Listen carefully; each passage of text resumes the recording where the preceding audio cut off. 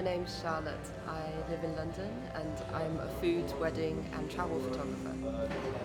I got my first camera when I graduated from university. I never thought at that stage that it would turn into a career. I shot a close friend's wedding about 6 years ago and it just spiraled and snowballed into a business, so I guess I'm quite lucky in that respect. At university I studied maths and economics and then I became an accountant, and then at some point I just made that leap that I know so many people in the city dream about and just did a complete career U-turn.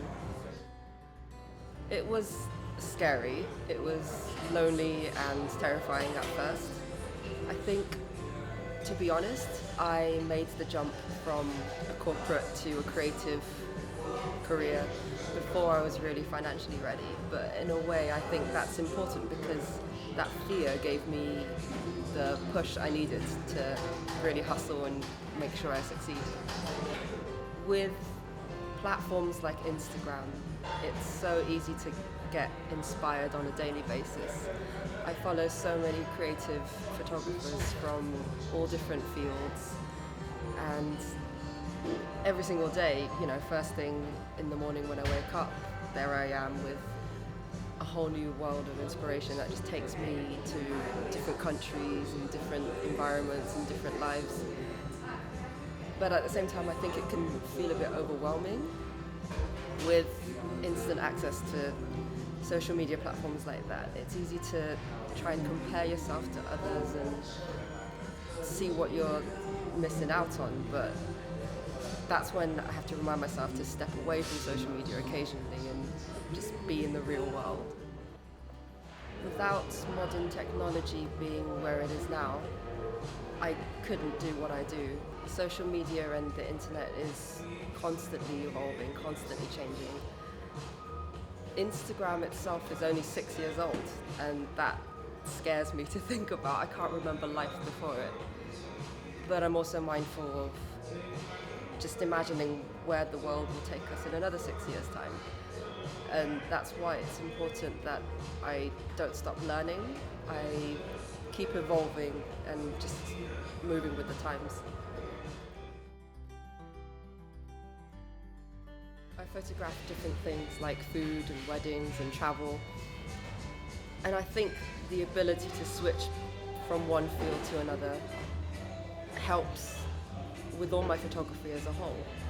If I only photographed weddings, perhaps my style would become a bit stagnant and all my photos would start to look quite similar. But because I then switch clients and have an interior shoot or a food shoot, I come back to weddings with a sort of new perspective, and it enables me to experiment more. In life you need all different types of art and you need to experience different emotions. So as long as what I'm creating tells a story, no matter how brief it may be, I think that's my main motivation. I like to photograph people at the end of the day, and luckily that feeds into weddings, it feeds into food. For example, if I'm shooting a chef at work, and it also allows me to photograph people as I travel and see different cultures. I think people interest me the most. Well, I was going to take a photo of this nice mural, but this mini cab's just parked up in front. Standard. But hey ho, it's London. What are you going to do? If there's one thing that I wish I knew earlier in my career, is that nobody knows what they're doing. And it's okay to ask for help and ask stupid questions of people you admire and people that, you look up to, because everyone's just learning by trial and error, and everyone's going to keep learning, and that's a good thing. When I started out, I reached out to pretty much anyone that I could find that lived in London that I admired.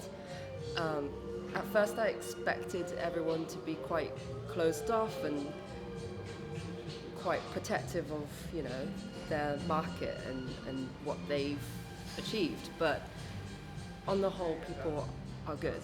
People were The people you look up to, they were in your shoes once upon a time, and they understand what it felt like. I mean, decades ago, it was all word of mouth, and word of mouth is great. It's still going, but you could never have that global reach, that instant reach that you do now. It's not the tools that you use, it's, the story that you're trying to tell, and I think you can achieve your vision with just the most basic equipment nowadays. Sometimes when I travel, all I bring is my iPhone, to be honest, and smartphone photography has come on leaps and bounds, and the best piece of advice I can think of for young people starting out is just to experiment and make mistakes. I just try and see everything as a learning opportunity, and as long as it's something that can challenge me, then I'm happy to do it.